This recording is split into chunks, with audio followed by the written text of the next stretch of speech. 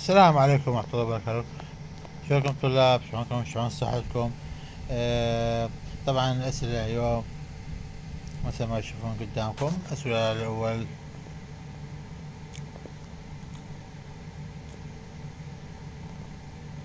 قطعة خارجية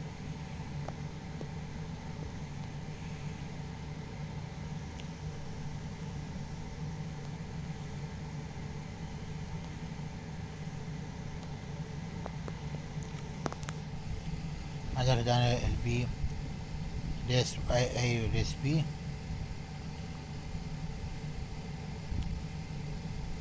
الموفقية والنجاح لكل طلاب. لا تنسون الاشتراك بالقناة أخواني أعزائي الطلبة. السؤال الخامس: اي وبي مكتوبة، يكتب 100 كلمة أو 120 كلمة.